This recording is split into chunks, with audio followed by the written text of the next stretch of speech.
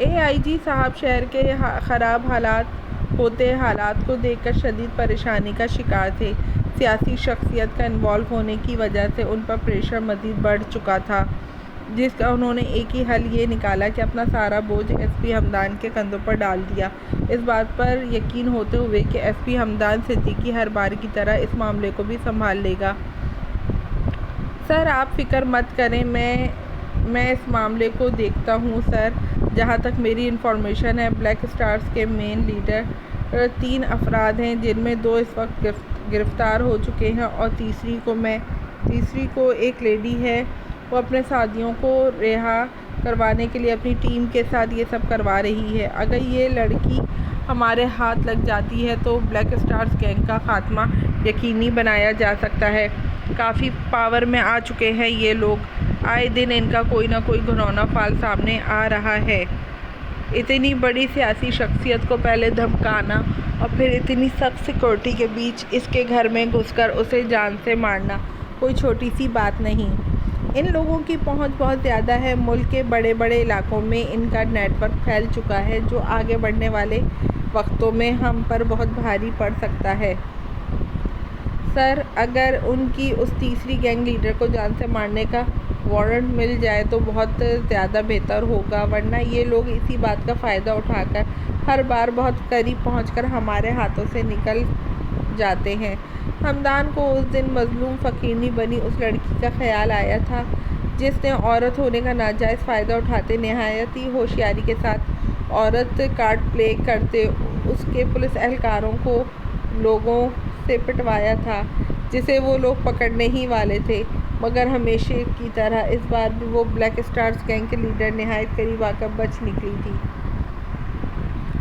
میں نے ابھی IG صاحب سے بات کی ہے، مگر ان کے مطابق بلیک اسٹارز کے ایک بہت بڑا نیٹ ورک ملک میں پھیلا ہوا ہے، جسے ختم کرنے کے لیے ان کے تینوں لیڈرز کا زندہ پکڑا جانا انتہائی ضروری ہے، تبھی ہم پورے نیٹ ورک کو ختم کر سکتے ہیں۔ شبیر چوہان کو مارنے کے بعد وہ لوگ پولیس فورس پر حملہ کر کے آرام سے بچ نکل سکتے تھے، مگر انہوں نے خود کو پولیس کسٹڈی میں دے دیا اور اس کے بعد انہیں سینٹرل جیل جاتے ہوئے راستے میں جو کچھ ہوا وہ آرام سے فرار ہو سکتے تھے۔ انہوں نے تب بھی ایسا نہیں کیا۔ وہ عوام اور پولیس والوں کے اتنے خیرخواہ تو ہیں نہیں کہ وہ وہاں پھیلتی بدنظمی اور زخمی ہوتے لوگوں کو دیکھ کر انہوں نے اپنے فرار ہونے کا ارادہ ختم کر دیا ہو۔ ان کا کوئی تو بہت بڑا پلان ہے ان سب کے پیچھے، جو ہمیں ان کے تیسری گینگ لیڈر کے گرفتاری کے بعد ہی پتہ چل سکتا ہے۔ آپ اپنی فورس کو تیار کریں اور پورے ایریا ایمرجنسی نافذ کر دیں، بنا چیکنگ کے کوئی گاڑی بھی اس شہر سے نہ نکل پائے۔ IG صاحب کی بات پر خاموشی سے سر ہلا کر انہیں سلوٹ کرتا وہ وہاں سے نکل گیا۔ اب ساری زندگی اسی جیل میں سڑو گے تم گھٹیا انسان، دوسروں کی جان لینے کا بہت شوق ہے نا؟ اب تمہیں پتہ چلے گا پل پل اذیت کی موت مرنا کیسا ہوتا ہے۔ حبہ اسے جیل میں ڈال کر لاک لگاتی اس کی جانب نفرت آمیز نگاہوں سے دیکھتی زہر خندہ لہجے میں بولی۔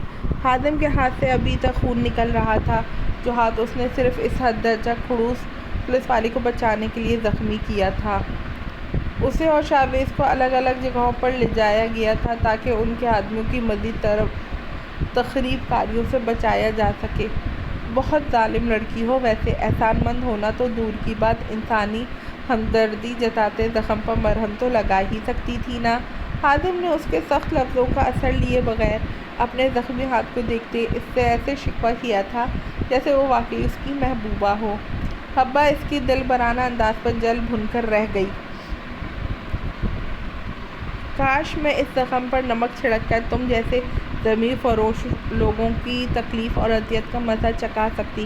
حبہ نے ایک نظر خون آلودہ ہاتھ پر ڈال کر نفرت سے نظریں پھیری تھیں، جو جیل کی سلاخوں سے لگے بے باک نگاہوں سے اسے سر سے پیر تک گھورے جا رہا تھا۔ حبہ کا دل چاہ رہا تھا اس کی آنکھیں نوچ لے۔ نمک چھڑک تو رہی ہو میرے اس زخمی دل پر، اور کتنا چھڑکیں گی؟ ویسے اگر ساری زندگی تم ایسے ہی یہاں کھڑے رہنے کا وعدہ کرو تو قسم سے میں پوری زندگی کے لیے اسی جیل میں سڑنے کے لیے تیار ہوں۔ خادم کی نگاہیں اس کے گلابی گال پر چمکتے سیاہ تل پر اٹک گئی تھیں۔ تم گھٹیا انسان، بکواس بند کرو اپنی۔ یہ سب بول کر اپنے لیے مزید مشکلات پیدا کر رہے ہو۔ چھوڑوں گی نہیں میں تمہیں۔ حبہ غصے سے چلاتی انگلی اٹھا کر اسے وارن کرتی وہاں سے ہٹ گئی تھی۔ اس چیختی چلاتی پولیس والی کو اب اپنے ساتھ بنگلے پر لے جانا ہی پڑے گا اس کے ہوش ٹھکانے لگانے کے لیے۔ خادم اسے دور جاتے دیکھا شوخی سے مسکرا کر رہ گیا تھا۔ اس کے چہرے پر کسی قسم کا خوف کا کوئی نام و نشان نہیں تھا۔ اس نے ایک بہت بڑی سیاسی شخصیت کو مارا تھا جس کی سزا پھانسی سے کم نہیں ہونے والی تھی، مگر اسے محروسہ اور اپنی فورس کے زور بازو پر اتنا بھروسہ تھا جو ان دونوں کو 24 گھنٹوں سے زیادہ اس جیل میں نہیں رہنے دینے والے تھے۔ آخر کس کی نظر لگ گئی میری پھول سی بچی کو؟ ہر بار کوئی نہ کوئی تکلیف آ ہی جا رہی ہے۔ فضا تم پری سے الگ کیوں ہوتی ہو؟ اگر خدا نخواستہ میری بچی کو کچھ ہو جاتا تو؟ یاسمین بیگم ڈری سہمی پری کو گلے سے لگائے غصے سے جھاڑتی ہوئی بولی۔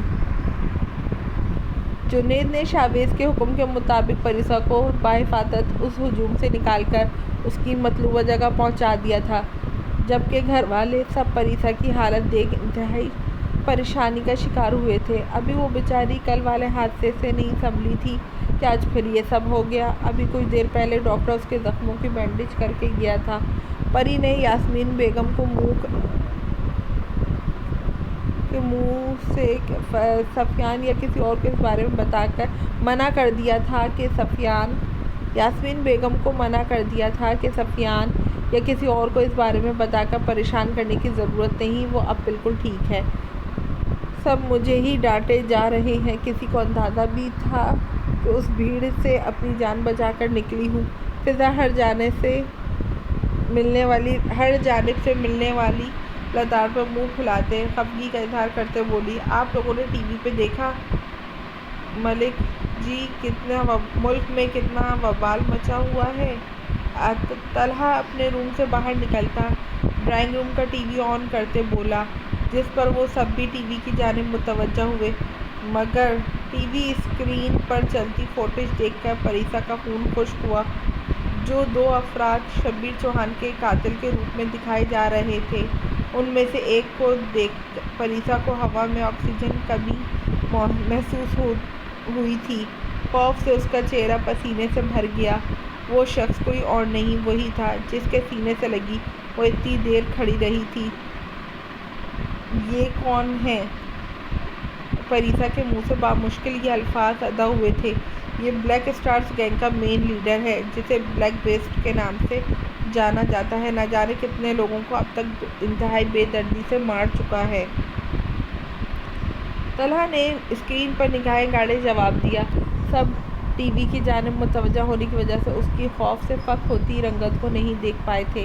ٹی وی اسکرین پر بار بار انہی لوگوں کو دکھایا جا رہا تھا، جب اچانک پریسا کی نظر اس شخص کے دائیں ہاتھ کے پشت پر بنے نشان پر پڑی، جس کے ساتھ ہی اسے بہت کچھ یاد آ گیا۔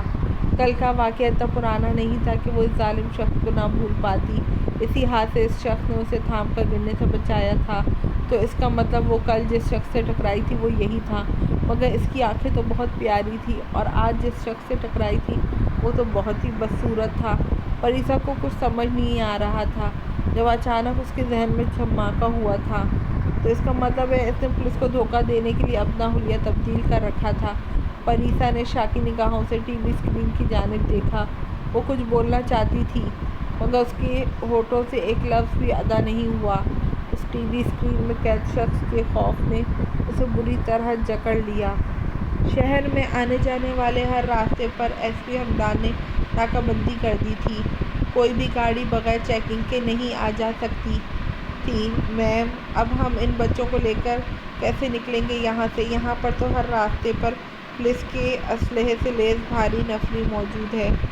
کیپٹن جنید روم میں داخل ہوتا پریشانی سے مخاطب ہوا، جہاں محروسہ باقی بچوں کے ساتھ ابھی کچھ دیر پہلے ہیلتھ منسٹر کے 5 سال کے بیٹے کو اغوا کر کے لائی تھی، مگر اس کمرے کا منظر دیکھ کر کہیں سے بھی نہیں لگ رہا تھا ان شاہانہ انداز میں بیٹھ کر چپس کھاتے اور کارٹون دیکھتے بچوں کو یہاں اغوا کر کے لایا گیا ہے۔ آپ بھی آئیں نا، ہمارے ساتھ بیٹھ کر کارٹون دیکھیں۔ محروسہ جنید کی بات سننے اٹھ کر اس کے پاس جانے لگی تھی، جب منسٹر کے بیٹے حمزہ نے اس کا ہاتھ پکڑ کے روکا۔ جبکہ جنید یہ منظر دیکھ کر اتنی ٹینشن میں بھی مسکرائے بغیر نہ رہ سکا۔ مہروسہ کنول جیسی لڑکی اس نے آج تک نہیں دیکھی تھی، جو چٹکیوں میں دوسروں کے دلوں میں بنانا جانتی تھی۔ نہ جانے کیا جادو تھا اس میں کہ جس سے ملتی اسے اپنا گرویدہ بنا لیتی تھی۔ ضرور میں دیکھوں گی آپ کے ساتھ، مگر ابھی ہم نے جو پلان بنایا ہے اس کو بھی تو پورا کرنا ہے۔ ہم آپ کے ماما پاپا کے ساتھ چور پولیس والا جو کھیل کھیل رہے ہیں اس کے لیے تو باہر تو جانا پڑے گا۔ آپ لوگ یہیں بیٹھے، میں آتی ہوں۔ مہروسہ انہیں پیار کرتی جنید کے ساتھ پاس آئی تھی۔ جس طرح آپ ان پر پیار جتا رہی ہیں، مجھے تو یہی ڈر ہے ان بچوں نے اپنے ماں باپ کو پہچاننے سے انکار کر دینا ہے، پھر ایک نیا کیس بن جائے گا بلیک اسٹارز گینگ پر۔ جنید کی بات پر مہروسہ دھیرے سے مسکرا دی تھی۔ بہت پیارے بچے ہیں، میں نہیں چاہتی ان کے دماغوں پر اس بات کا ذرا سا بھی اثر ہو کہ انہیں اغوا کیا گیا ہے۔ ہر معصوم کچا ذہن یہ اذیت برداشت نہیں کر سکتا۔ ماضی میں گزری اذیتیں کسی فلم کی طرح اس کے دماغی ذہن کے پردے پر ابھر کر معدوم ہوئی۔ جنید کو اس کی آنکھوں میں تیرتی اذیت دیکھ دکھ ہوا تھا۔ کیا خبر ہے باہر کی؟ لگتا ہے اب ہمیں اپنا اگلا قدم اٹھانا پڑے گا۔ مہروسہ نے خود کو نارمل کرتے پوچھا تھا۔ ایس پی حمدان صدیقی اس وقت پوری طرح ایکشن میں آ چکے ہیں۔ پورے شہر میں ہر آنے جانے والے راستوں پر پولیس کا راج ہے۔ کوئی بلی کا بچہ بھی ان کی اجازت کے بغیر شہر سے باہر نہیں نکل سکتا۔ جنید کی بات پر مہروسہ کے ہونٹ پر دلکش مسکراہٹ بکھر گئی تھی۔ ویری نائس، تو مطلب اس سرریل مگر بے حد ہینڈسم پولیس والے سے پھر ملاقات ہونے والی ہے۔ اب تو مشن پورا کرنے میں اور بھی مزہ آئے گا۔ مقابلہ تو ٹکر کا ہے۔ چند لمحوں کے بعد مہروسہ کی نگاہوں میں اس شخص کا تھیکے نقوش سے سجا خوبصورت چہرہ آن ٹھہرا تھا۔ اگر پکڑے گئے تو سوائے ایس پی حمدان صدیقی کو آج تک کبھی کسی کیس میں ناکامی حاصل نہیں ہوئی۔ جنید نے اسے متوقع خطرے سے آگاہ کرنا چاہا۔ وہ اس لیے کیونکہ ایس پی حمدان صدیقی کو ہار صرف مہروسہ کنول کے ہاتھوں میں لکھی ہے۔ مہروسہ کا کانفیڈنس لاجواب تھا۔ آگے بڑھ کر منسٹر کے بیٹے حمزہ کو نہایت ہی پیار سے اپنا پلان سمجھاتی وہاں سے نکل آئی۔ واؤ، ہم بالکل ٹھیک وقت پر ٹھیک جگہ پہنچ گئے۔ فیصل کو کہو اپنی ٹیم کے ساتھ پچھلی طرف بالکل تیار رہیں۔ میرے ساتھ چھوٹا بچہ ہوگا، غلطی کی کوئی گنجائش نہیں۔ مہروسہ جنید کو گاڑی ناکے سے ذرا فاصلے پر روکنے کا کہتی پوری ہدایت دیتے باہر نکلی تھی۔ اسے اطلاع ملی تھی ایس پی حمدان اس وقت اسی ناکے کے دورے پر ہیں، اس لیے وہ سیدھا ادھر ہی آئی تھی۔ سامنے فل یونیفارم میں کھڑے ایس پی حمدان صدیقی کو دیکھ مہروسہ کی آنکھوں کی جگمگا اٹھی۔ گاڑی فاصلے پر رکھتی دیکھ حمدان کے پاس دور کھڑے کچھ پولیس افسر ان کی جانب متوجہ ہوئے۔ جیسے ہی مہروسہ گاڑی سے نکل کر حمزہ کو اٹھائے بھاگی تھی، حمدان سمیت وہ سب بھی پسٹل اٹھائے اس کی جانب بھاگے تھے۔ دیکھو لڑکی، میں کہہ رہا ہوں رک جاؤ ورنہ میں گولی چلا دوں گا۔ ایس پی حمدان قریشی تیز قدموں سے چلتا اپنی ٹیم کے ساتھ مہروسہ کے پیچھے پہنچا تھا۔ حمزہ کو وہ دیکھ چکے تھے، مگر مہروسہ جس طرح وہاں پہاڑی کی جانب پہنچتی کنارے پر جا رکی تھی، احتیاط کے پیش نظر حمدان نے اپنے ساتھ ساتھ باقی ٹیم کو بھی آگے جانے سے روک دیا۔ ایس پی صاحب کافی بھولا ہے تو، تجھے ابھی بھی لگتا ہے مہروسہ کو اپنی زندگی کی پرواہ ہے تو مجھے گولی سے اڑانے کی دھمکی دے یا آگ سے جھلسانے کی۔ میں تیرے اس منسٹر کے بیٹے کو تب تک آزاد نہیں کروں گی جب تک تم لوگ ہماری مانگیں پوری نہیں کر دیتے۔ ہمارے لیڈر کو رہا کر دو، ہم لوگ منسٹر کے سمیت باقی سب بچوں کو بنا کوئی نقصان پہنچائے رہا کر دیں گے۔ اس اونچی چوٹی کے آخری سرے پر کھڑی مہروسہ 5 سال کے بچے کو اپنے آگے کھڑا کیے اس کی کٹپٹی پر بندوق تانے ہوئے تھی۔ سیاہ بالوں کو جوڑے میں باندھ کر کس کے سیاہ اسکارف میں لپٹے، سیاہ نیوی بلو ٹراؤزر شرٹ میں ملبوس باریک سی نوز پن اور کاجل سے بھری سیاہ آنکھیں۔ یہ لڑکی اس وقت پوری طرح ایک اغوا کار کا روپ اختیار کیے ہوئے تھی، کسی قاتل حسینہ سے کم نہیں لگ رہی تھی، جس نے صرف اپنے ساتھی کو چھڑوانے کے لیے پچھلے 24 گھنٹوں میں ملک کی بڑی بڑی سیاسی شخصیت کے بچوں کو اپنے قبضے میں لے کر ان تک یہ بات پھیلا دی تھی کہ اگر ان کے ساتھی کو نہ چھوڑا گیا تو وہ ان کے بچوں کو مار دے گی۔ سوشل میڈیا اس خبر نے ہلچل مچا رکھی تھی۔ ہمیشہ کی طرح یہ مشکل ترین case S P Hamdan Qureshi کو سونپا گیا، جو اپنی ذہانت استعمال کرتا چند گھنٹوں میں ہی محروسہ تک پہنچ گیا تھا، مگر محروسہ کی لال آنکھیں اسے بتا رہی تھیں اس لڑکی سے نمٹنا اتنا آسان نہیں تھا، جس کی آنکھوں میں مرنے کا ذرا بھی ڈر نہیں۔ وہ اپنی سی آنکھیں اس کی آنکھوں میں ڈالے اسے چیلنج انداز میں بولی، بچے کا اس سب میں کوئی قصور نہیں، اسے چھوڑ دو۔ ہمدان محروسہ کی باتوں میں الجھانے کی کوشش کرتا آگے بڑھا تھا، مگر محروسہ اس کی وردی میں ملبوس روبدار شخصیت پر فدا ہوتے اس کے اسمارٹنیس پر بھولے سے مسکرائی۔ کافی اچھے سے اپنی ڈیوٹی کرنا جانتے ہو ایس پی، مگر وہ کیا ہے نا، میں اپنے لیڈر سے بہت پیار کرتی ہوں، ان کے خاطر اپنی جان بھی دے سکتی ہوں۔ اگر ان بچوں کی سلامتی چاہتے ہو تو اگلے 2 گھنٹوں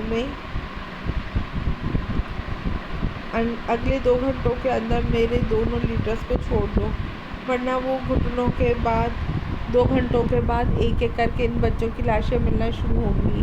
شروعات میں یہیں سے کر رہی ہوں، ہاں زندگی رہی تو دوبارہ تم سے ملنے ضرور آؤں گی۔ ایس پی، اس دل کو بہت بھا گئے ہو تم۔ ایس پی ہمدان اور ان کی ٹیم کو کچھ بھی سمجھنے کا موقع دیے بغیر آنکھیں دبا کر ہمدان کی جانب شوخی بھری آخری نگاہ ڈالتی بچوں سمیت کھائی میں کود گئی تھی۔ جاوید سکندر کو ہاشم سے الگ دوسری جگہ جیل میں قید کیا گیا تھا، جہاں اس کی جیل سے باہر 3 افراد اس کی ایک ایک حرکت پر نظر رکھے ہوئے تھے۔ بلیک اسٹارز کتنی صفائی سے اپنا کام کر گزرتے تھے، کسی کو سمجھ نہیں آ رہا تھا، اس لیے اس بار ان پر پہرا سخت تھا۔ جاوید کی سرد نگاہیں اپنے ہاتھ پر لگے سرخ خون پر ٹکی ہوئی تھیں، جس رنگ سے اسے شدید نفرت تھی۔ وہ اس رنگ کو اپنے آس پاس برداشت نہیں کر سکتا تھا۔ اس نے شدید غصے کے عالم میں اپنے ہاتھ کو زمین پر زور سے رگڑتے وہ سرخ رنگ داغ ہٹانے چاہے تھے، مگر وہ داغ خشک ہو جانے کی وجہ سے ایسا کرنے سے نہیں ہٹے تھے۔ اس نے جیل میں ارد گرد پانی کی تلاش میں نگاہیں دوڑائی تھیں، مگر ایک جانب خالی گھڑا الٹا پڑا ہونے کے سوا وہاں کچھ بھی موجود نہیں تھا۔ جاوید کی کشادہ پیشانی پہ سلوٹوں کا جال نمایاں ہوا تھا۔ پانی لا کر دو مجھے۔ وہ اس وقت جیل کی سلاخوں کے ساتھ کمر ٹکائے بیٹھا تھا۔ سرد آواز میں اس نے باہر کھڑے جیلر کو مخاطب کیا تھا، انداز ایسا تھا جیسے اپنے ملازم کو آرڈر دے رہا ہو۔ تم لوگوں نے سنا نہیں میں نے کیا بولا ابھی؟ اب کی بار وہ بھاری لہجے میں چبا چبا کر لفظ ادا کرتے بولا تھا، ہمیں کوئی بھی چیز اندر دینے کی اجازت نہیں ہے، چاہے وہ کھانے پینے کی چیز ہی کیوں نہ ہو۔ اس کے پیچھے کھڑے جیلر نے اسی کے انداز میں جواب دیا، جسے سنتے جاوید سکندر نے سختی سے مٹھیاں بھینچ لی تھیں۔ انکار سننا تو اس نے آج تک سیکھا ہی نہیں تھا۔ آگے بڑھ کر اس نے کچھ فاصلے پر پڑے پتھر کے چھوٹے سے ٹکڑے کو اٹھاتے زور سے دیوار پہ مارا تھا، جہاں پر لگ کر وہ سیدھا باہر کھڑے جیلر کے ماتھے سے جا ٹکرایا تھا۔ بنا دیکھے جاوید سکندر نے ایک دم نشانے پر وار کیا تھا، ابھی اور اسی وقت پانی لا کر دو، ورنہ تم لوگوں کے ساتھ بہت برا ہوگا۔ جاوید اپنی جگہ سے کھڑے ہو کر ان کی جانب مڑتا، لال آنکھوں سے انہیں گھورتا بے حد خوفزدہ کر گیا تھا۔ بلیک بیسٹ کی دہشت سے یہاں کا آئی جی بھی کانپ اٹھتا تھا، وہ تو پھر صرف ایک جیلر تھا۔